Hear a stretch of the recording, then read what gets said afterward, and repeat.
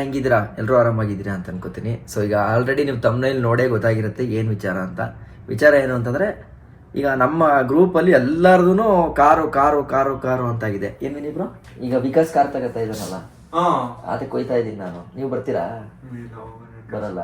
So ಈಗ ಅವ್ರು ಬರೋಕ್ಕಾಗಲ್ಲ, ನಾನು ಆ್ಯಕ್ಚುಲಿ ಹೋಗ್ತಾ ಇದ್ದೀನಿ. ಯಾಕೆ ಅಂತಂದರೆ ನನಗೆ ಇವರೆಲ್ಲರಿಗಿಂತನೂ ಜಾಸ್ತಿ ವಿಕಾಸು ಅಂತಂದರೆ ಒಂದು ತೂಕ ಲವ್ ಜಾಸ್ತಿ. ಅವ್ನು ನನ್ಗೇನು ಮಾಡಿಲ್ಲ, ಆದ್ರೂ ಅದೇನೋ ಚೆನ್ನಾಗೆ ಎಲ್ಲ ಮಾಡಿದವ್ರು ಮರ್ಸ್ಬಿಡ್ತಾರೆ, ಏನೋ ಮಾಡಿದವ್ರನ್ನೇ ಇಟ್ಕೊಳೋದು. ಇಲ್ಲ ಬ್ರೋ, ಅಪ್ಪ ಬೆಳಗ್ಗೆ ಎದ್ದಾಗಿಂದ ಬಿಸಿನೀರ್ ಕುಡಿದ್ರ, ರಾಗಿ ಗಂಜಿ ಕುಡೀರಿ, ತಿಂಡಿ ತಿಂದ್ರ, ತಿಂಡಿ ಮಾಡ್ಕೊಡೋದ್ರಿಂದ ಹಿಡಿದು ತಿನ್ಸಲ್ಲ ಅಷ್ಟೇ, ಎಲ್ಲಾ ಮಾಡ್ತೀನಿ, ಬಟ್ಟೆ ಸಹ ತೊಳ್ಕೊಡ್ತೀನಿ. ಇಲ್ಲ, ನಿಮ್ಮ ಎಲ್ಲೋ ಪ್ರೀತಿ ಇದೆ, ಆದ್ರೆ ಅದು ಬೇರೆ ತರ. ಈಗ ಅವ್ನ್ ಹೆಂಗೆ ಅಂತಂದ್ರೆ ಅವನ ತಮ್ಮನ ತರ ಕನ್ಸಿಡರ್ ಮಾಡ್ಕೊಂಡಿದ್ದೀನಿ.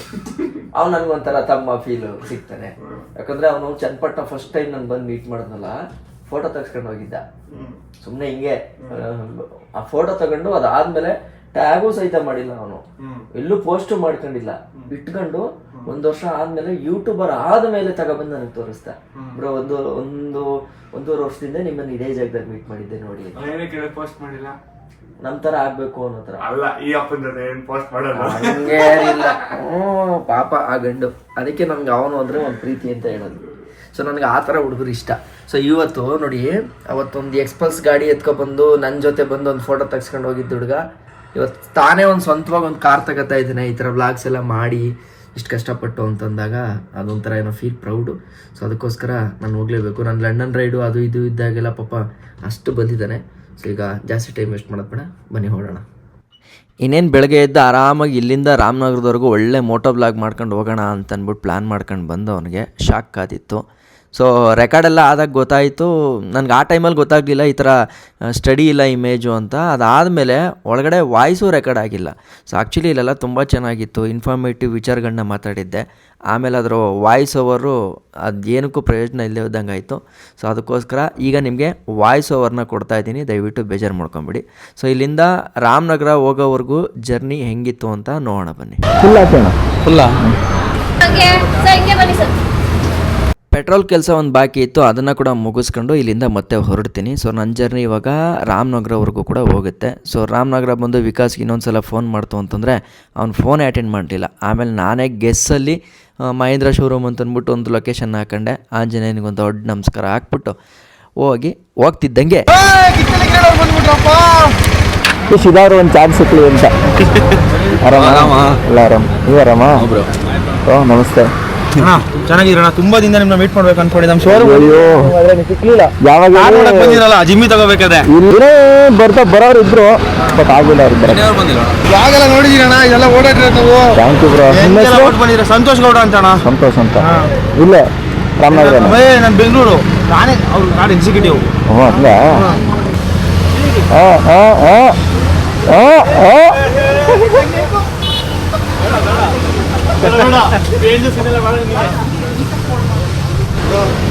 ಹಂಗ ಡೈಲಿ ಲಾಗ್ ಚಾನಲ್ಗೆ ನೀವು ಲಾಗ್ ಮಾಡ್ಕೊಂಡ್ ಬಂದಿರೋದು.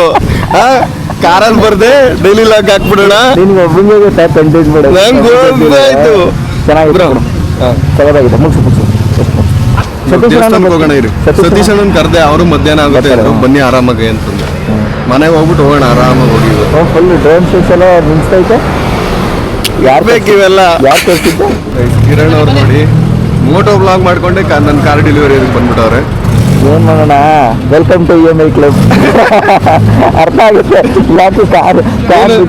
ಏನು ಇಷ್ಟಿದೆ, ನಾನು ಒಂದು ಹೊಸ ಕಾರ್ ಗೇರಲ್ಲಿ ಐತೆ ಅಂತ ಹುಡುಕ್ತಿದ್ಯಾ?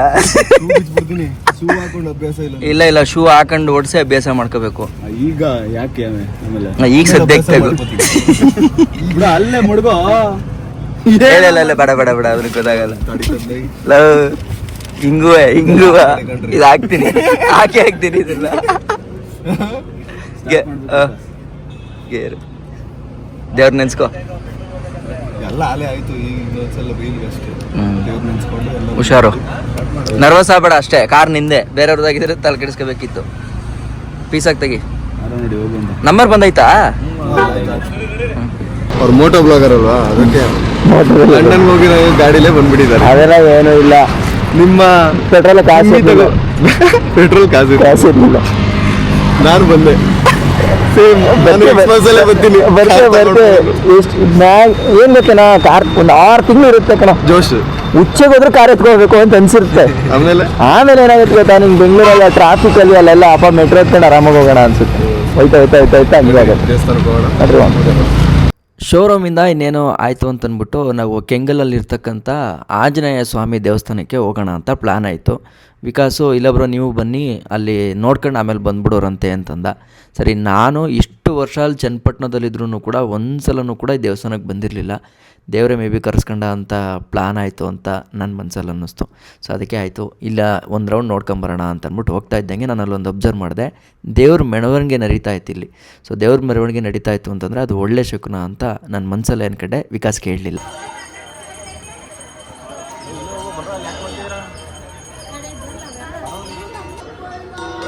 ಹಿಂಸೆ ಕೊಡ್ಲಿ, ಚಿತ್ರ ಹಿಂಸೆ ಕೊಟ್ರೆ ಏನು ಮಾಡಲಿ. ಓಕೆ, ವಿಕಾಸ್ ಗಾಡಿ ಪೂಜೆ ನಡೀತಾ ಇದೆ ಇವಾಗ. ಒಳ್ಳೇದಾಗಲಿ.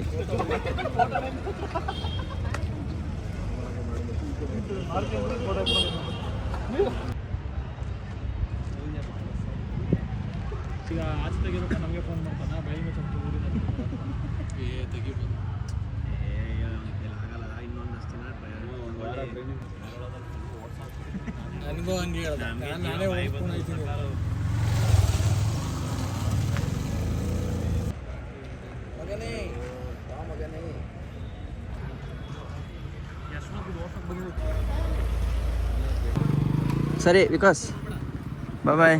ಬನ್ನಿ ಊರಿಗೆ ಹೋಗ್ಬಿಟ್ಟು ಹೋಗ್ರಂತೆ. ಇನ್ನೊಂದ್ಸಲ ಬರ್ತೀನಿ ಬಿಡು, ಇನ್ನೊಂದ್ಸಲ ಬರ್ತೀನಿ. ಈಗ ಅವ್ರು ಬರೋದು ಲೇಟ್ ಆಯ್ತದ, ಕರೆಕ್ಟಾಗಿ ಅದಕ್ಕೆ ಅಂತಲೇ ಬರ್ತೀನಿ. ಈಗ ಸುಮ್ಮನೆ ಈಗ ಬಿಸಿಲಿ ಇರ್ತೀರಲ್ವಾ, ಮುಗಿಸಿ ಇದನ್ನು ಊಟ ಮಾಡ್ಕೊ ಹೋಗ್ರಂತೆ. ಬನ್ನಿ ರಾಮನಗರ.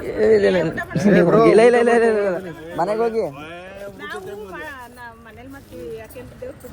ಹಾಂ, ಮತ್ತು ಹೊರಡಿ ನೀವು.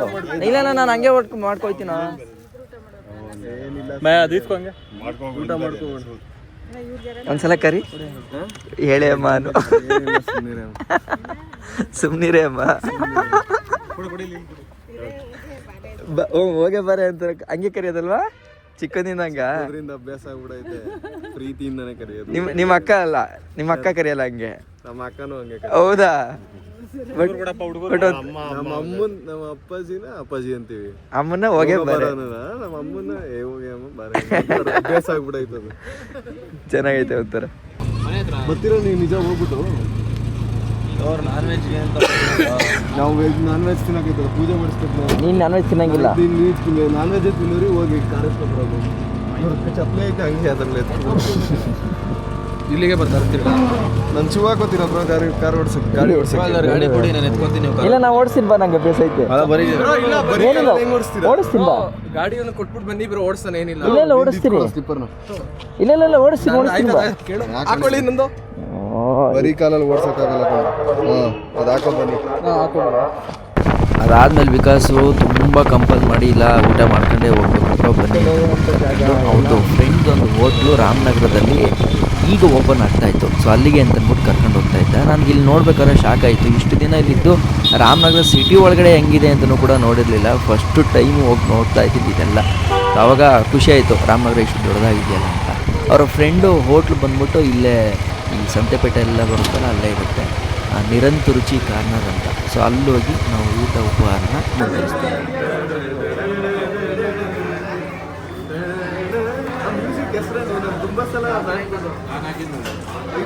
ಈ ಹೋಟ್ಲು ಬಂದ್ಬಿಟ್ಟು ವಿಕಾಸ್ನ ಕ್ಲಾಸ್ಮೇಟು ಅಂತಂದರೆ ಸ್ಕೂಲ್ ಮೇಟ್ದು ಹೋಟೆಲು ನೋಡಿ. ಅವನ ಕಾರ್ ತಗೊಳ್ಳೋ ದಿನವೇ ಇದೇ ಹೋಟ್ಲು ಕೂಡ ಓಪನ್ ಆಗಿದೆ.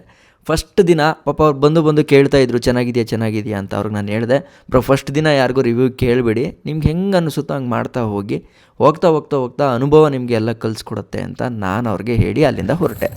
ಸರಿ, ಹುಷಾರು ಹಂಗಾರೆ. ಬಾಯ್. ಹುಷಾರು. ಬಾಯ್. ಹೋದ್ಮೇಲೆ ಒಂದು ಫೋನ್ ಹಾಕಿ. ಸರಿ, ಬಾಯ್.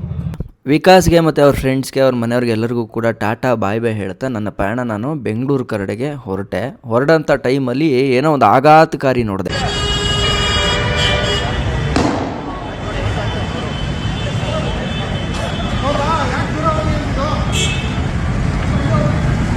ಏನಾಗಿದೆ ಅಂತಂದರೆ, ಕುಂಬಳಗೋಡು ಬಸ್ ಸ್ಟ್ಯಾಂಡ್ ಇದೆಯಲ್ಲ, ಅದರ ಹತ್ರನೇ ಒಂದು ದೊಡ್ಡ ಕಾಂಕ್ರೀಟ್ ಲಾರಿಗೆ ಬೆಂಕಿ ಹಚ್ಕೊಂಡ್ಬಿಟ್ಟಿದೆ. ಸೊ ಆ ಡ್ರೈವರು ಏನೋ ಊಟಕ್ಕೇನೋ ಹೋಗಿದ್ದು, ಅದಾದಮೇಲೆ ಬಂದು ನೋಡೋಷ್ಟರಲ್ಲಿ ಈ ಥರ ಆಯಿತು ಅಂತ ಅಲ್ಲಿ ಲೋಕಲ್ ಇದ್ದವ್ರು ಹೇಳಿದ್ರು. ನೋಡಿದೆ, ನಿಜವಾಗ್ಲೂ ಭಯಂಕರವಾಗಿತ್ತು. ಪುಣ್ಯಕ್ಕೆ ಸರ್ವೀಸ್ ರೋಡ್ ಥರ ಅಂತಂದರೆ ಮೇಯ್ನ್ ರೋಡ್ ಏನಿದೆಯೋ ಅದರ ಪಕ್ಕದ ರೋಡಲ್ಲಿ ಈ ಥರ ಬೆಂಕಿ ಹತ್ಕೊಂಡಿತ್ತು. ಯಾವುದೇ ಪ್ರಾಣಾಪಾಯ ಆಗಿಲ್ಲ, ಯಾರಿಗೂ ಕೂಡ ಏನೂ ತೊಂದರೆ ಆಗಿಲ್ಲ. ಅಗ್ನಿಶಾಮಕ ದಳದವರು ಆ ಸ್ಪಾಟ್ಗಲ್ಲಿ ಬಂದು ಅದನ್ನು ರೆಕ್ಟಿಫೈ ಮಾಡೋಂಥ ಪ್ರಯತ್ನನ ಮಾಡಿದ್ದಾರೆ. ಸೊ ಕೆಲವೊಬ್ಬರು ಅಲ್ಲಿದ್ದವ್ರು ಏನು ಹೇಳ್ತಾಯಿದ್ರು ಅಂತಂದರೆ, ಕೆಲವೊಂದು ಸಲ ಈ ಥರ ಗಾಡಿದೇನಾದರೂ ತುಂಬ ತೊಂದರೆ ಆಗಿದ್ದಾಗ ಅಥವಾ ಅದೇನೋ ಒಂದು ಇನ್ಶೂರೆನ್ಸ್ ಕ್ಲೈಮ್ ಮಾಡೋಕ್ಕೂ ಕೂಡ ಕೆಲವೊಂದು ಸಲ ಲಾರಿಯವ್ರುಗಳೇ ಮಾಡ್ತಾರೆ ಅಂತ ಹೇಳಿದ್ರು. ಅದು ಎಷ್ಟರ ಮಟ್ಟಿಗೆ ಸತ್ಯ ಸುಳ್ಳು ಅನ್ನೋದು ನನಗೆ ಗೊತ್ತಿಲ್ಲ. ಸೊ ನಿಮಗೇನಾದರೂ ಅದ್ರ ಬಗ್ಗೆ ಏನಾದರೂ ಐಡಿಯಾ ಇತ್ತು ಅಂತಂದರೆ ಕಮೆಂಟ್ ಮಾಡಿ ತಿಳಿಸಿ. ನೀವು ನೋಡ್ತಾ ಇದ್ದೀರಲ್ಲ, ಎಲ್ಲ ಜನ ಇಲ್ಲಿ ಅಕ್ಕಪಕ್ಕ ನಿಂತಿರೋರೆಲ್ಲ ಅಷ್ಟೊತ್ತಿಂದ ನೋಡಿದವರು. ತುಂಬ ಸಲ ಅದು ಬ್ಲಾಸ್ಟೆಲ್ಲ ಆಯ್ತಂತೆ. ಅಂದರೆ ಪೆಟ್ರೋಲ್ದು ಮತ್ತು ಆಮೇಲೆ ಕಾಂಕ್ರೀಟ್ ಲಾರಿ ಬೇರೆ ಅಲ್ವಾ ಅದು. ಸೊ ಒಳಗಡೆ ಏನೇನಿರುತ್ತೋ ಐಟಮ್ಸು ಅವೆಲ್ಲ ಬ್ಲಾಸ್ಟ್ ಆಗ್ತಾಯಿತ್ತಂತೆ. ಸೊ ಅಗ್ನಿಶಾಮಕದವರು ತುಂಬ ಕಷ್ಟಪಡ್ತಾಯಿದ್ರು ಜನಗಳನ್ನ ಆ ಕಡೆಯಿಂದ ಈ ಕಡೆ ಓಡಾಡ್ಸೋಕ್ಕೆ. ಅಂದರೆ ಹತ್ರ ಬರಬೇಡಿ ಅಂತಂದ್ರೂ ಜನ ಹತ್ರದಲ್ಲಿ ಹೋಗಿ ನಿಂತ್ಕೊತಾ ಇದ್ರು. ಆ ಬೆಂಕಿ ಬರೋಂಥ ಟೈಮಲ್ಲಂತೂ ನಾನಿರಲಿಲ್ಲ, ಬಟ್ ಮೊದಲೇ ಒಂದು ಫುಟೇಜ್ ಆಗ್ತಾ ನೋಡಿದ್ರಲ್ಲ. ಸೊ ಆ ಥರ ಇತ್ತು ಇಲ್ಲಿ ಸಿಚುವೇಶನ್ನು.